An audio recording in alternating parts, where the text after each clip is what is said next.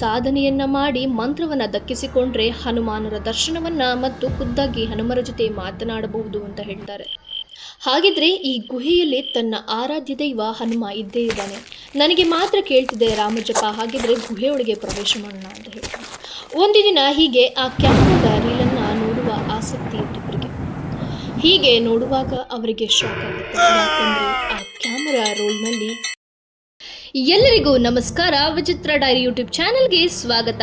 ನಾನು ಚಿತ್ರ ವೆಂಕಟೇಶ್. ಇನ್ನು ಯಾರೆಲ್ಲ ನಮ್ಮ ವಿಚಿತ್ರ ಡೈರಿ ಯೂಟ್ಯೂಬ್ ಚಾನೆಲ್ಗೆ ಸಬ್ಸ್ಕ್ರೈಬ್ ಮಾಡಿಲ್ಲ ಅಂದರೆ ಸಬ್ಸ್ಕ್ರೈಬ್ ಮಾಡ್ಕೊಳ್ಳಿ. ಮೇಲೆ ಕಾಣ್ತಿರುವ ಬೆಲ್ ಐಕಾನ್ ಒತ್ತಿ.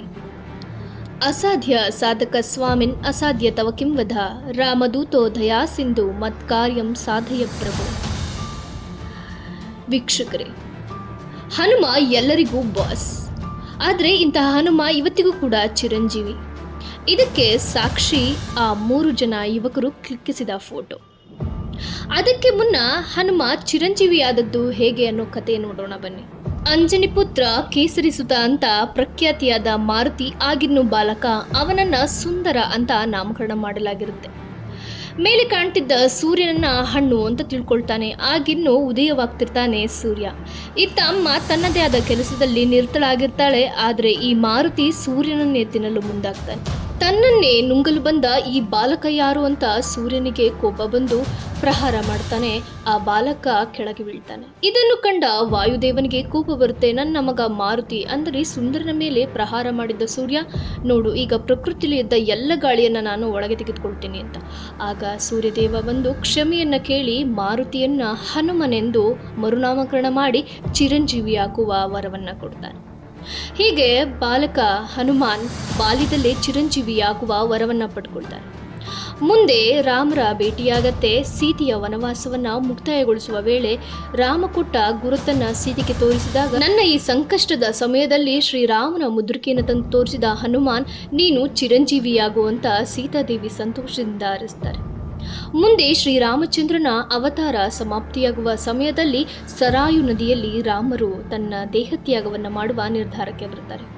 ತನ್ನ ದೊರೆಯನ್ನ ಅಗಲಿರಲಾರದೆ ಶ್ರೀರಾಮರ ಜೊತೆಗೆ ಹನುಮನು ಕೂಡ ತಾನು ಆತ್ಮತ್ಯಾಗವನ್ನು ಮಾಡಲು ಮುಂದಾಗ್ತಾರೆ. ಆದರೆ ಹನುಮನನ್ನ ತಡೆಯುವ ಶ್ರೀರಾಮಚಂದ್ರನು, ಹನುಮ, ಕಲಿಯುಗದಲ್ಲಿ ನಿನ್ನ ಅವಶ್ಯಕತೆ ಹೆಚ್ಚಿದೆ, ಆದ್ದರಿಂದ ನೀನು ಚಿರಂಜೀವಿಯಾಗಿ ನನ್ನ ನಾಮಜಪವನ್ನು ಮಾಡು ಅಂತ ವರ ಕೊಡ್ತಾನೆ.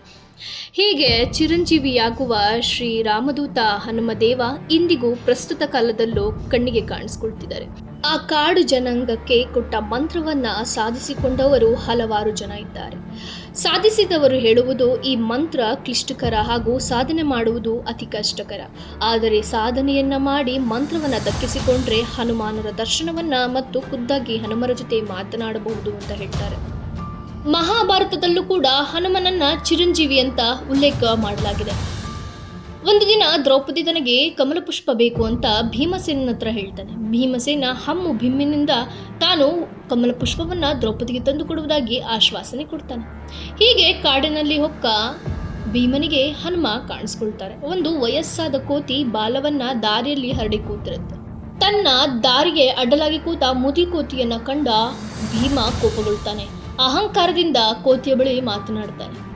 ಹನುಮ ಇವನಿಗೆ ಪಾಠವನ್ನ ಕಲಿಸಬೇಕು ಅಂತ, ನನಗೆ ವಯಸ್ಸಾಗಿದೆ, ನೀನೇ ನನ್ನ ಬಾಲವನ್ನು ತೆಗೆದು ಪಕ್ಕಕ್ಕಿಡು ಅಂತ. ಭೀಮ ತನ್ನೆಲ್ಲ ಬಲವನ್ನು ಹಾಕ್ತಾನೆ. ಆದರೆ ಕೊನೆಗೆ ಗೊತ್ತಾಗತ್ತೆ ಇದು ಶ್ರೀಮಾನ್ ಆಂಜನೇಯ ಅಂತ.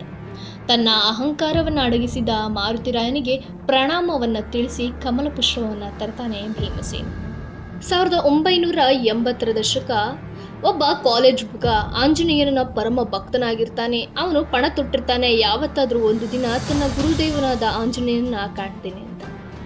ಇವನ ಈ ಉಚ್ಚಾಟವನ್ನ ಮನೆಯವರು ಹಾಗೂ ಗೆಳೆಯರು ನೋಡಿ ತಮಾಷೆ ಮಾಡ್ತಿರ್ತಾರೆ. ಆದರೆ ಅವನು ಹೇಳ್ತಾನೆ, ಒಂದಲ್ಲ ಒಂದು ದಿನ ನಾನು ಹನುಮಾನನ್ನ ನೋಡ್ತೀನಿ ಅಂತ.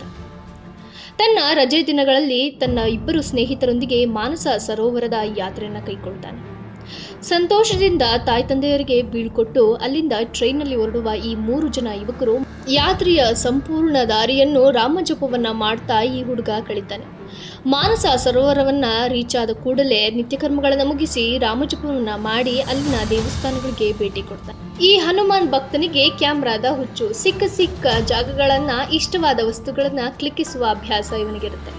ಹೀಗೆ ಒಂದು ಸಂಜೆ ಆ ಹುಡುಗ ಮಾನಸ ಸರೋವರನ ಸುತ್ಕೊಂಡು ಬರೋಣ ಬನ್ನಿ ಅಂತ ಫ್ರೆಂಡ್ಸ್ ಹತ್ರ ಹೇಳ್ತಾನೆ. ಆದರೆ ಆ ಫ್ರೆಂಡ್ಸ್ ಈಗಾಗಲೇ ತುಂಬ ಆಯಾಸಾಗಿದೆ, ನಾವು ಮಲ್ಕೋತೀವಿ ಅಂತ ಹೇಳ್ತಾರೆ.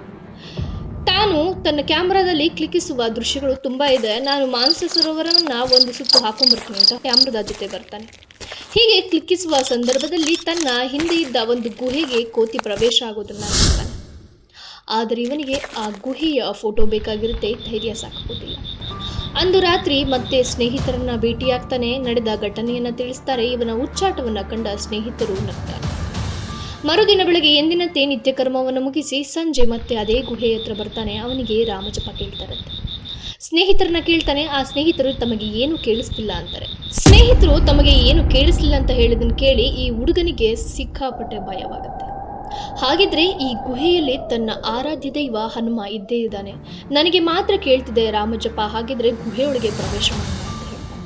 ಆ ಸ್ನೇಹಿತರು ಇವನ ಉಚ್ಚಾಟವನ್ನು ಕಂಡು ಇಲ್ಲ ನಾವು ಬರೋದಿಲ್ಲ ಅಂತ ಹೇಳ್ತಾನೆ. ಸರಿ ಆಯಿತು ನಾನೇ ಹೋಗ್ತೀನಿ ಅಂತ ತನ್ನ ಕ್ಯಾಮ್ರಾವನ್ನು ಹಿಡಿದು ಗುಹೆಯೊಳಗೆ ಹೋಗ್ತಾನೆ. ಒಂದು ಫೋಟೋವನ್ನು ಕ್ಲಿಕ್ಕಿಸ್ತಾನೆ ಅಷ್ಟೆ.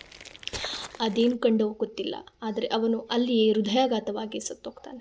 ಸ್ನೇಹಿತರನ್ನ ಕಳ್ಕೊಂಡ ಆ ಇಬ್ಬರು ಯುವಕರು ತಮ್ಮ ಊರಿಗೆ ವಾಪಸ್ಸಾಗ್ತಾರೆ. ತಮ್ಮ ದಿನನಿತ್ಯದ ಕೆಲಸ ಕಾರ್ಯಗಳಲ್ಲಿ ತೊಡಗಿಸ್ಕೊಳ್ತಾರೆ. ಒಂದು ದಿನ ಹೀಗೆ ಆ ಕ್ಯಾಮರಾದ ರೀಲನ್ನು ನೋಡುವ ಆಸಕ್ತಿ ಇವರಿಬ್ಬರಿಗೆ. ಹೀಗೆ ನೋಡುವಾಗ ಅವರಿಗೆ ಶಾಕ್ ಆಗುತ್ತೆ. ಯಾಕಂದರೆ ಆ ಕ್ಯಾಮರಾ ರೋಲ್ನಲ್ಲಿ ಶ್ರೀ ಹನುಮಾನ್ ಕ್ಯಾಪ್ಚರ್. ಸ್ನೇಹಿತರೆ, ಈ ಘಟನೆ ನಡೆದಿದ್ದು 1988ರಲ್ಲಿ. ತನ್ನ ಪ್ರಾಣ ಸ್ನೇಹಿತ ಅನುಮಾನಾಸ್ಪದವಾಗಿ ಯಾಕೆ ಸತ್ತ ಅಂತ ಈ ಇಬ್ಬರು ಹುಡುಗರಿಗೆ ಕಾಡ್ತಾ ಇರುತ್ತೆ.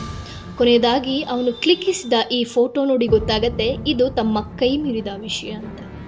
ಸ್ನೇಹಿತರೆ, ರೋಮ ರೋಮದಲ್ಲೂ ರಾಮನಾಮವನ್ನು ಜಪಿಸುವ ಹನುಮಾನ್ ತನ್ನ ರಾಮನಿಗೆ ಕೊಟ್ಟ ಮಾತಿನಂತೆ ಇಂದಿಗೂ ಕೂಡ ಕಲಿಯುಗದಲ್ಲಿ ಜೀವಂತವಾಗಿ ಜೀವಿಸ್ತಿದ್ದಾರೆ.